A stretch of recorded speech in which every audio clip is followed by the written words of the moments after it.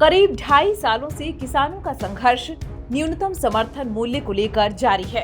किसानों का यह आंदोलन केंद्र सरकार की ओर से लाए गए 3 कानूनों के बाद शुरू हुआ। सरकार की ओर से इन कानूनों को कृषि सुधार की तरह पेश किया जा रहा था। वहीं इसके खिलाफ विपक्षी दल और किसानों के संगठन इसे पूंजीपतियों की सहूलियत वाला कदम बता रहे थे।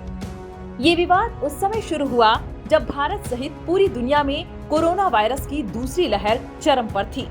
किसानों ने इन कानूनों के आने के बाद से फसलों पर न्यूनतम समर्थन मूल्य यानी एमएसपी की गारंटी की मांग शुरू कर दी। सरकार के लिए इस तरह का वादा आसान नहीं है, क्योंकि इसके लिए सरकारी खजाने पर भारी बोझ पड़ सकता है। लेकिन सवाल इस बात का है कि क्या न्यूनतम समर्थन मूल्य की गारंटी से भारत के किसानों की दशा और दिशा में सुधार होगा? इस सवाल का जवाब ढूंढने से पहले हमें कुछ आंकड़ों पर ध्यान देना होगा, जो किसानों की हालात बयां करते हैं। खेतीहर मजदूरी ही गांव में बेरोजगारी का विकल्प। भारत की आजादी के समय 70% लोग खेती से जुड़े कामों में जुड़े थे। देश की राष्ट्रीय आय का 54% हिस्सा भी इसी सेक्टर से आता था। लेकिन साल दर साल राष्ट्रीय उत्पाद में खेती का हिस्सा घटता चला गया। साल 2019-20 के आंकड़ों पर नजर डालें तो राष्ट्रीय उत्पाद में खेती का हिस्सा 17% से भी कम रह गया।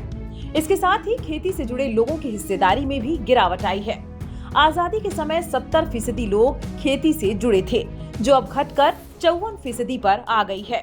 इसमें एक आंकड़ा और भी चौंकाने वाला है। साल 2017 में किसानों की आय दोगुनी करने के लिए बनाई गई समिति ने पाया है कि भले ही देश की जीडीपी में खेती की हिस्सेदारी घट रही हो, लेकिन इस सेक्टर में काम करने वाले लोगों की संख्या बढ़ रही है। इसका मतलब साफ है कि खेती भले ही घाटे का सौदा बन रही है, लेकिन गांव में बेरोजगारों को रोजी रोटी देने में आज भी यही सेक्टर सबसे आगे है। खेतीहर मजदूर उनको कहते हैं जिनके पास अपनी जमीन नहीं होती है, लेकिन वो दूसरों के खेतों में दिहाड़ी पर खेती से जुड़े काम करते हैं। साल 1951 में भूमिहीन खेतीहर मजदूरों की संख्या कुल आबादी की 28% यानी 2 करोड़ से ज्यादा थी।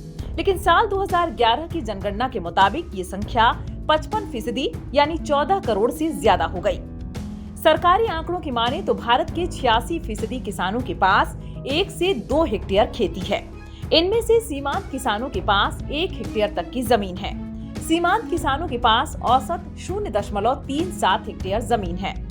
इंडियन एक्सप्रेस में छपी खबर को माने तो साल 2015 में एक स्टडी के मुताबिक अगर किसी के पास 0.67 हेक्टेयर जमीन है तो उससे हुई आय के बल पर कोई भी गरीबी रेखा से ऊपर नहीं उठ सकता है।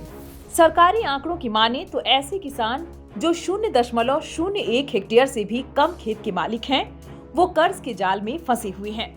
ऐसे किसानों की संख्या 24 लाख है और इनमें से 40% पर 31,000 का औसतन कर्ज है। इस समय कई लोग एग्रोटेक जैसे शब्दों का इस्तेमाल खूब करते हैं। इसमें कोई दो राय नहीं है कि कुछ लोग व्यावसायिक खेती करके अच्छा खासा पैसा कमा रहे हैं, लेकिन किसानों तक न तो इसकी जानकारी है और न हुनर पहुंच पाया है। सच्चाई ये है कि खेती में लागत और उससे होने वाली आय में बहुत अंतर है। 2010-11 के बीच किसानों की लागत और आय में अंतर बढ़ता चला जा रहा है।